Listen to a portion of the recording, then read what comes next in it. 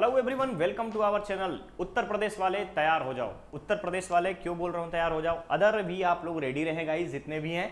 जिन लोगों को लगता है उत्तर प्रदेश वाले के लिए मैं इसलिए बोला क्योंकि यहाँ पे यूपी पीसीएल की वैकेंसी है। और ये यूपी पीसीएल की कैसी वैकेंसी है, कितनी वैकेंसी है, कितने नंबर ऑफ पोस्ट है, शानदार वैकेंसी है।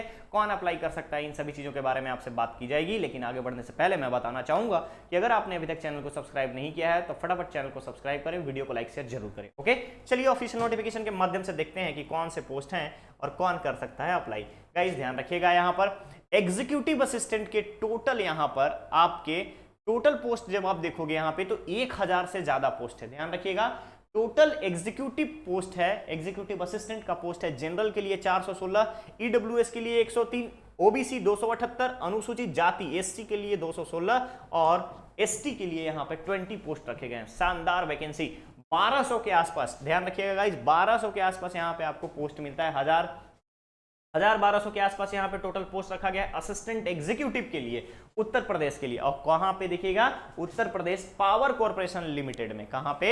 यूपी पीसीएल की वैकेंसी है गाइस, मिस मत कीजिएगा, यूपी पीसीएल की वैकेंसी है और ये बहुत ही शानदार वैकेंसी है, एग्जीक्यूटिव असिस्टेंट। ठीक है, चलिए क्या रहना चाहिए, किस तरीके से आप अप्लाई करेंगे उसके बारे में हम आपसे बात करेंगे। लेकिन सबसे पहले जो हमारे लिए इंपॉर्टेंट है सैलरी, कि हम ज्वाइन करेंगे तो कितना मिलेगा। तो गाइस ध्यान रखिएगा, पे लेवल दिया गया 27,200 से लेके 86,100 तक। इसके अलावे अन्य भत्ते यानी कि अलाउंसेस भी यूपीपीसीएल के नॉर्म्स के अकॉर्डिंग आपको दिया जाएगा। कौन अप्लाई कर सकता है? तो बेसिक इंडिया का सिटीजन होना चाहिए। ये सब तो नॉर्मल चीजें हैं, ठीक है। हमारे लिए जो इंपॉर्टेंट है वो है एज क्राइटेरिया, सैलरी कितनी मिलेगी, एग्जामिनेशन फी कितना देना है, सिलेक्शन का क्राइटेरिया क्या होगा।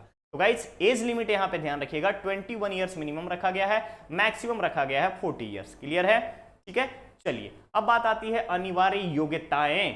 तो योग्यताओं में अगर हम आपसे बात करें तो देखिए ध्यान से, मिनिमम यहां पे ग्रेजुएशन होना चाहिए, साथ ही साथ ग्रेजुएशन की इक्विवेलेंट अगर आप कोई डिग्री रखे हैं तो आप अप्लाई कर सकते हैं। क्लियर। उसके अलावे मिनिमम हिंदी टाइपिंग में 30 वर्ड्स पर मिनट का आपका स्पीड होना चाहिए, टाइपिंग स्पीड। क्लियर। चयन कैसे होगा? तो ध्यान रखिएगा, चयन जो होगा वो रिटन टेस्ट पर होगा, टाइपिंग टेस्ट के आधार पर होगा। और रिटन टेस्ट में अगर हम बात करें तो हिंदी इंग्लिश दोनों लैंग्वेज में क्वेश्चंस रहेंगे। इसके अलावा आपका टाइपिंग हिंदी अंग्रेजी दोनों भाषाओं में की जाएगी। हिंदी का मेन स्पीड चेक किया जाएगा। क्लियर है? क्लियर है। फर्स्ट भाग में क्या रहेगा? तो लिखित परीक्षा में नेलेट के CCC स्तर का कंप्यूटर से संबंधित ज्ञान, इसके अलावा 1 मार्क्स का एक क्वेश्चन, टोटल 50 क्वेश्चंस रहेंगे। नेक्स्ट आता है सेकंड में कंप्यूटर से नॉलेज, कंप्यूटर नॉलेज का 20 यहां पर आपका कंप्यूटर के इस फर्स्ट पार्ट में 20 मार्क्स आपको यहां पर रिक्वायर्ड है, मिनिमम क्वालिफाइंग 20 होना चाहिए। क्लियर रहेगा।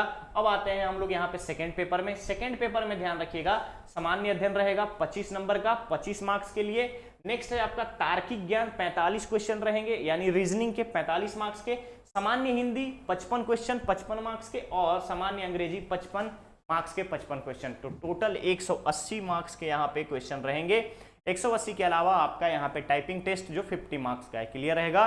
क्लियर रहेगा। चलिए थर्ड पार्ट में अगर हम बात करें कि किस तरीके से तीसरे पार्ट जो होगा, तीसरा पार्ट, पहला पार्ट तो हो गया आपका टाइपिंग टेस्ट वाला, नेलेट CCC वाला, और उसके बाद सेकंड हो गया रिटन एग्जाम में सामान्य अध्ययन, उसके बाद एप्टीट्यूड, उसके बाद आपका रीजनिंग और इंग्लिश हिंदी।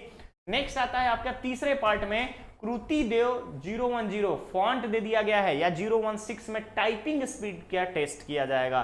ठीक है, टाइपिंग स्पीड का टेस्ट किया जाएगा। हिंदी या अंग्रेजी में 5 मिनट की प्रतीक्षा में भाग लेना होगा, 5 मिनट का टाइम दिया जाएगा टाइपिंग के लिए रहेगा।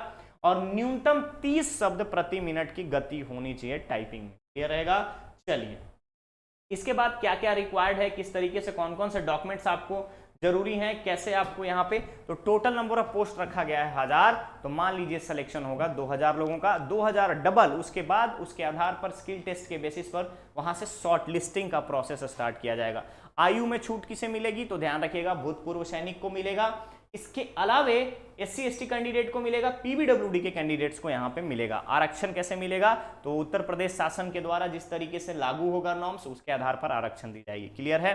अब बात आती है कि कितना आवेदन शुल्क रखा गया है। तो गाइस ध्यान रखिएगा, अनारक्षित वर्ग की बात करूं या फिर EWS की बात करूं या OBC की बात करूं, 1180 रुपया पे करना है GST के साथ। उत्तर प्रदेश के अनुसूचित एवं जनजाति की बात करूं तो 826 रुपया पे करना है और रिमेनिंग जो यहाँ पे विकलांग जो लोग हैं उनको सिर्फ और सिर्फ 12 रुपया पे करना है। ध्यान रखिएगा, सिर्फ और सिर्फ 12 रुपए पे करना है।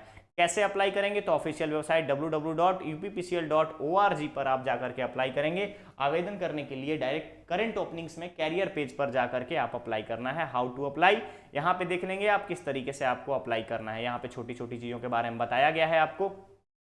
इंपॉर्टेंट डेट्स ध्यान रखिएगा, कब से स्टार्ट होगा?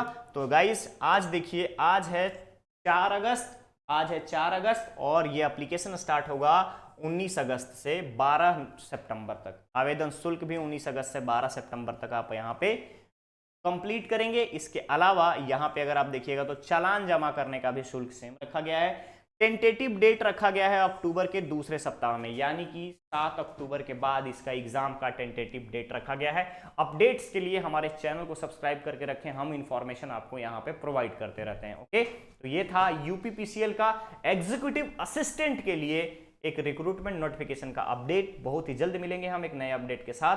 बने रहिए हमारे चैनल पर, चैनल को सब्सक्राइब करना ना भूलें, वीडियो को लाइक शेयर जरूर करें। Thank you so much.